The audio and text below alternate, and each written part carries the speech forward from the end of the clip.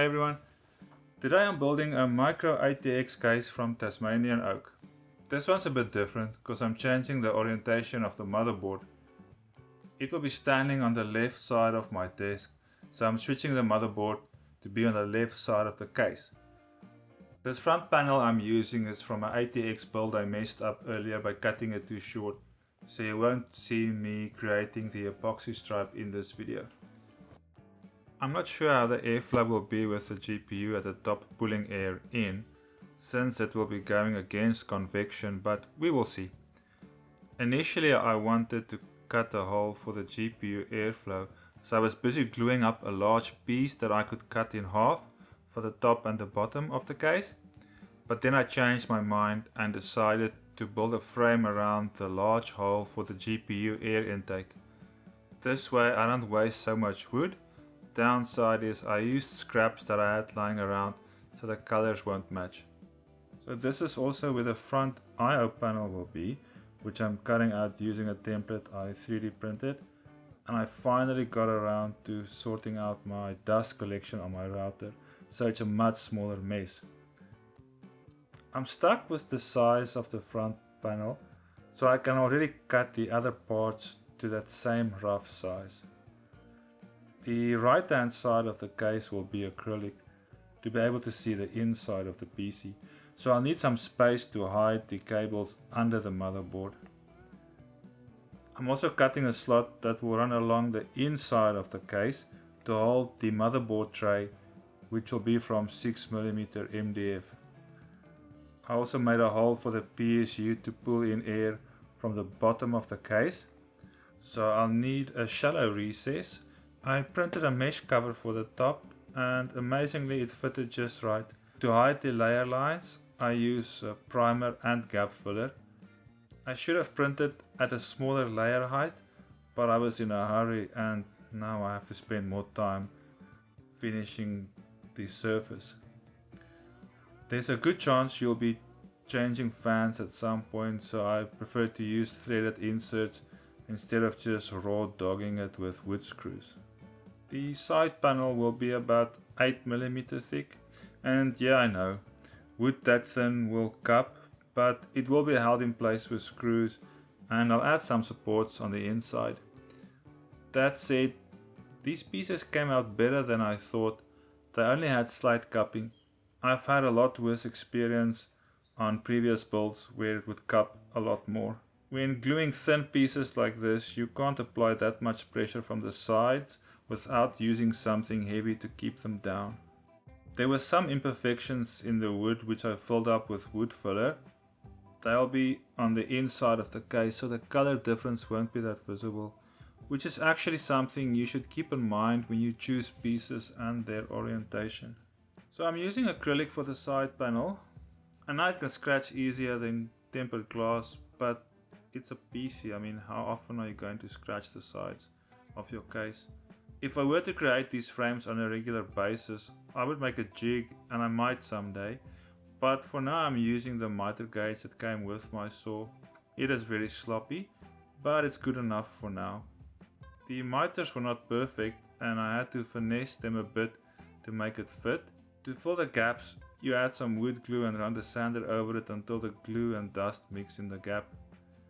Just remember to switch off the vacuum, because I did that. My parts rarely line up the first time, so there's some planing involved to get it aligned. I didn't really have a plan for the cable management holes in the motherboard tray, so I'm just cutting out the obvious ones, but I did miss a few, as you'll see later on. And remember to wear a mask when you cut MDF, it contains stuff you don't want to inhale. Now I used MDF because I had some lying around, but I might use plywood next time if I can get a thin enough piece, because MDF is so hard and I have a suspicion it will dull your tools faster than using wood. Also, MDF soaks up paint, so I had to put some primer first. I regretted using this poop emoji brown color, so I sprayed it maroon brownish red. But I forgot to sand it first, so now you can see the brush marks under the spray paint. But it is on the inside, so it's not too visible. I'm going to use metal brackets this time instead of wooden blocks with threaded inserts to hold the side panels, since it will be visible from certain angles. Playing cards can be handy to use as spacers, in this case to account for the height of the magnets I'm going to use. To try and drill the holes perfectly centered, I'm using a self-centering hinged drill bit, which seems to work better than a normal one. The side panels will rest on the brackets, and they also help to align the front and back during assembly, but I'm gluing the motherboard tray into place just to make it a bit sturdier. So I had to make the holes in the brackets slightly bigger using a step drill. It was my first time playing around with rivet nuts. Turns out you don't have to push the handle all the way to the closed position for the small rivet nuts. I only push them until the rivet collapses a bit. Pushing it all the way actually stripped the thread inside the small rivet nuts. I used a flush trim bit to get the side panel flush with the front, but I had to make multiple passes, and in hindsight I should have removed most of the material using the table saw. It was a lot less mess. And also faster. I had a bit of a gap in the front which I filled with wood glue and sanded over it. Using these brackets made my life so much easier.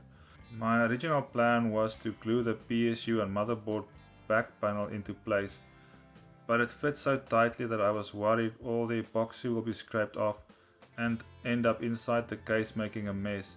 So instead I drilled some holes and used screws. This is how it looks when you add a round over with the vacuum switched on, and this is how it looks when you forget to switch the vacuum on and you get wood chips all over the place. This end grain took forever to sand. It was a mission to insert these threaded inserts because MDF is so hard. I think that's just another reason to try plywood next time for the motherboard tray. I'm using beeswax for the finish. It doesn't offer much protection, but since this is a PC case, you won't be eating your lunch on it. The wax makes the grain pop without leaving a film over the wood. So it's nice to still be able to touch the case and feel the wood instead of like metal or plastic. I left it overnight and buffed it by hand. I'm gluing the mesh for the GPU in place using UV activated epoxy since it cures quickly.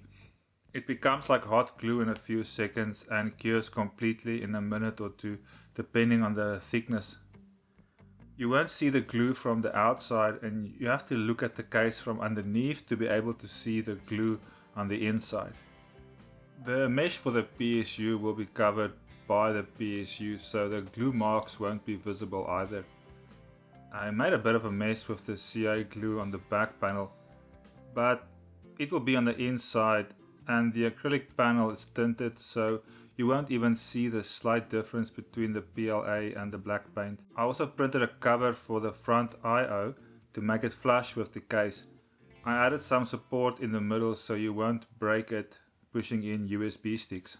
Since you'll be able to see the back of the fans from inside the case, and you might also change them every now and then, I'm adding a 3D printed holder on the inside to keep the mesh in place.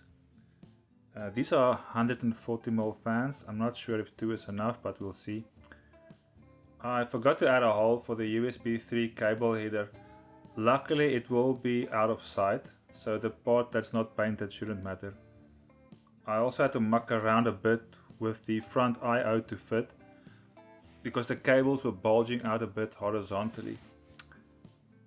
I still have some hard drives floating around, so I added a 3.5-inch hard drive bay, which I also 3D printed. Cable management went okay, but the holes for the motherboard power should be moved a bit further away from the PSU so the cables don't have to bend so much. Now this is me realizing the GPU doesn't fit because I forgot to allow for the bracket of the GPU to extend under the motherboard. It was quite awkward to drill these holes. If I wasn't so lazy, I would unscrew the back of the case and remove the motherboard to make my life a bit easier. But I got it to fit in the end.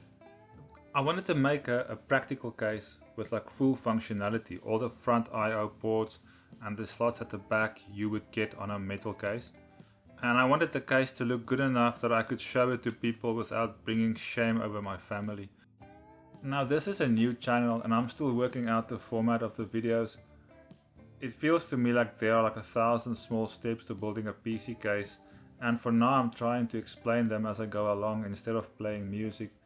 But let me know in the comments what you think about the format and length, since I used fast forward quite a bit and I try to keep the video a reasonable length. Thank you for watching, see you next time.